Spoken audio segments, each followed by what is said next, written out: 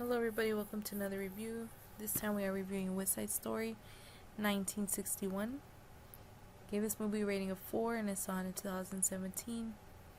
The screen achieves one of the great entertainments in history of motion pictures, West Side Story, starring Natalie Wood, Rita Moreno, Charles Checkers. Alright. West Side Story claims to be about overcoming racism, yet commits a blatant act of racism and is full of racism. What a fucking twist of irony. It's impossible for me to overlook the brown facing of the sharks as Puerto Ricans in the musical. The goal was to have everybody in the gang with the same tone of color, so the audience will be able to differentiate them from the Jets. Nearly all of the cast were either white, Filipino, or Greek.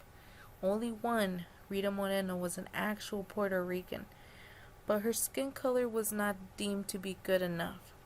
Thus, she was forced to put on dark makeup as well. Oh, the cinematography is so beautiful that I can clearly see the heavy makeup job on the faces of many thespians. Just take a good look at Rita Moreno's at the right moments, and you will see that it's plain and clear. Rita claims to be the pride and soul of her heritage, but she would sell that out just for one breakthrough role in Hollywood, which saw her to win an Oscar for her supporting role in West Side Story. I guess nothing is impossible in Hollywood after all. On the other hand, the musical is not very good. There are many bland songs, and they come out of nowhere when I least expect them. So is the dancing. Were the thespians trying out for the Russian ballet company or what? The movie runs way too long when 90 minutes would have been sufficient. Notice the huge disparity in attention between the Jets and the Sharks. The white kids got maybe 90% of the screen time, while 10% went to fake Puerto Ricans. It's just amazing how the latter group is made to not matter in the grand scheme of things. Actually, most of the 10% was for Natalie Wood, who happened to be white, with very little left over for Rita Moreno. Rita Moreno had this to say about Natalie Wood. It was uncomfortable for Hispanics to see Natalie Wood play Maria, especially because we'd heard that Natalie hadn't won the part, but had been so prevailed upon to take it that she couldn't refuse.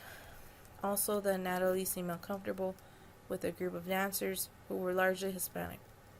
This might explain her non-engaging demeanor with us gypsies throughout the shoot. It might have been helpful had we been able to bond with Natalie, but she kept her distance. Natalie Wood didn't want Richard Beymer as Tony. She preferred her mate Betty Warren over him and tried to have Beymer kicked off the show several times. Overall, they didn't get along during the filming, making it obvious of their lack of chemistry. Throughout the film, the fake Puerto Ricans are shown to be treated terribly by their white counterparts. How can the real Puerto Rican viewers stomach it and still enjoy the musical? I actually didn't learn any lesson from the musical. It's just another modern interpretation of Romeo and Juliet, but poorly done. Again, the cinematography is quite good and is easily the highlight of the show. Only if the Sharks would be filled with real Puerto Rican actors. Perhaps West Side Story would come off looking better and feeling more authentic.